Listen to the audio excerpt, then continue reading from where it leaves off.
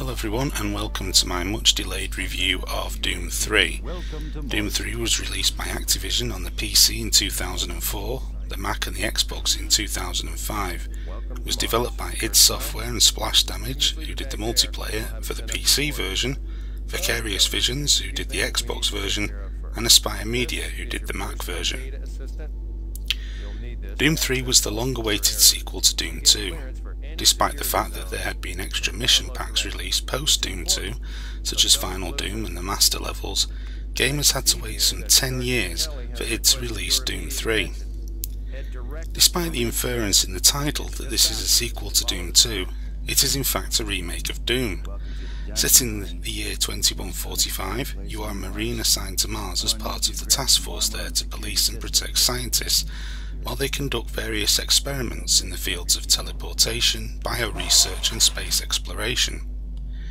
Again, as with previous games, the company behind all this is the UAC.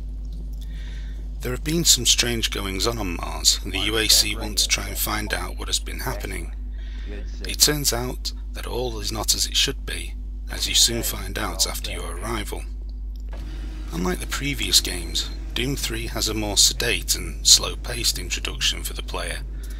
Whereas in the first two games you were in the action right away, Doom 3 displays a more slow and more considered pace, which belies its modern roots by building some backstory and tension.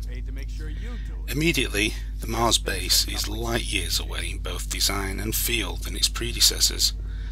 It'd have gone for a far more realistic approach, which the improved graphics technology has allowed. Not only does this mean a more claustrophobic feel, with narrow corridors and rooms full of clutter and machinery, but it also creates a much more spooky place, with malfunctioning lights barely able to illuminate the environment, casting shadows that can provide a convenient hiding place for any would-be assailants. Indeed, the lighting effects in this game are the main strong point, and are absolutely key to the way that tension is developed in the game. Despite the initial slow pace, it is not long before everything literally starts going to hell. Soon you find yourself in the midst of chaos, as over your radio comms you hear your fellow Marines being slaughtered by hell's onslaught of various minions. As instructions are barked to you, you must reach assigned destinations throughout the vast Mars base and complete certain tasks. In each location, hell spews forth its minions. The roster of these minions in Doom 3 is as follows: the Archvile, Cacodemon, Cyberdemon, Hell Knight, Imp, Lost Soul, Mancubus, Revenant, Zombies, Chainsaw Zombie, Fat Zombies, Flaming Zombies, Marine Zombies, Zombie Commandos and Zombie Security Guards. If that wasn't enough, additionally, the following new monsters have also been added to the roster. These are Cherubs, Guardian Seeker, Maggot, Sabaoth, Tick, Trite, Vagaries and Wraiths. I will not reveal the details relating to the new monsters, though you may spot some in the video footage, but I also don't want to spoil coming across them in the game if you have not played it yet. The actual game itself is set across 27 or so levels. There is plenty of challenge and many more hours gameplay to be had, especially when compared to many modern day first-person shooters who treat the single player campaign as a bonus whilst focusing more on the multiplayer aspect. Speaking of the multiplayer, this is now a moot point for me to be able to test, as you can no longer play multiplayer games on Xbox Live, so I wasn't able to test it. It is also a challenging game. There are 4 difficulty levels: Recruit, Marine, Veteran and Nightmare. Experienced gamers will want to try out the higher difficulty levels, but for the more casual gamer, the first 2 levels provide more than a sufficient challenge. It is clear that id has lavished a lot of time and effort into making this game. It would have been very easy for them to have simply made Doom 3 carry on from what Doom 2 had done, but with enhanced graphics.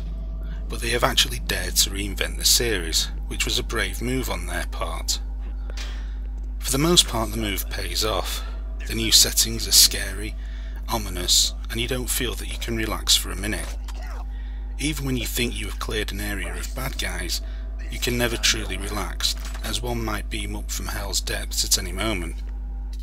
I have played this game all the way through at least 4 or 5 times, and there are still moments when an imp or zombified marine appears unexpected, causing a brief moment of panic firing. The stronger narrative may not suit all tastes. I myself prefer to get straight on with the action, but you have to accept that times have changed, and that story-driven games are now par for the course. Id know this and have provided a decent enough narrative in the game. This is told through the collection of PDAs which you can download to your own PDA as you come across them.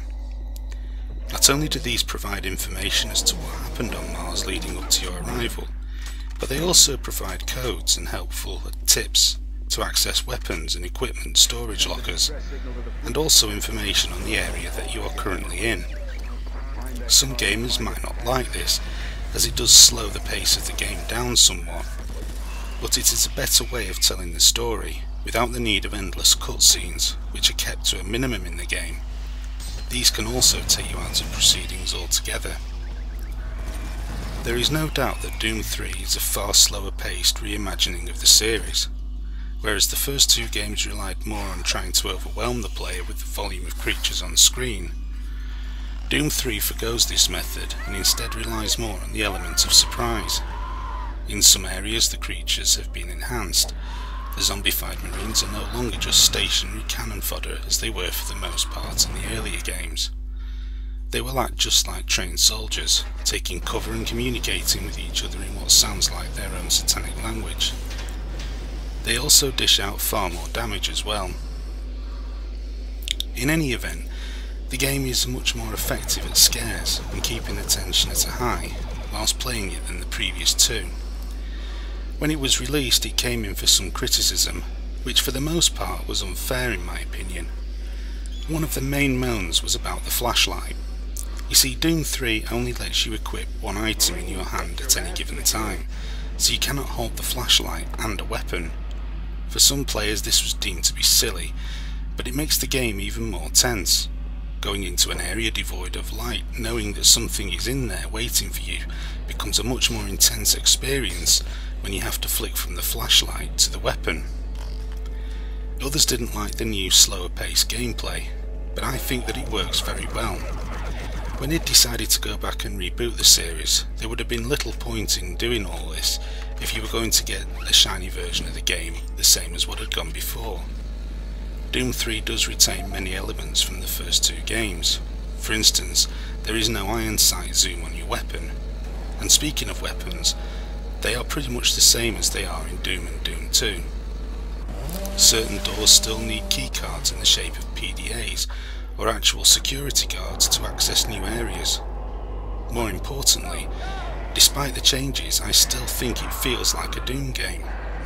You are tortured by fleeting events, such as corpses falling through the ceiling, satanic symbols appearing on the floor and the walls before vanishing, dark menacing laughter and more monster ambushes than you can shake a sharp stick at also add to it. Doom always wanted to unsettle the player, and here they do so with no reservations. So I suppose the inevitable question that I need to answer is whether I prefer the reboot over the original series. The answer is a simple one: no. As I have already mentioned before, my love of the original Doom as my all-time favourite game runs much more than just the gameplay itself, but rather the circumstances with which I got the game. If I was to be purely technical about it, then I would still come down on the side of the original Doom, my reason being the level design. Although there is nothing wrong with the level design of Doom 3, the nature of its settings and graphics engine means that there is little variety between each location. Sure, there are differences, but when playing the original Doom each level felt more distinct. Despite playing Doom 3 quite a few times, I have to say that there are very few standout levels, as they all seem to merge into one. This might be an obvious statement, but nevertheless it's an important one. So to sum up, Doom 3 is an excellent game, and a brilliant achievement on the original Xbox and well worth a look at. It is tense, scary and challenging. There is no real need to compare it to the original, so go and enjoy it for what it is and remember the original games with the same fondness as I do. Thanks for watching this review, and I will see you again soon.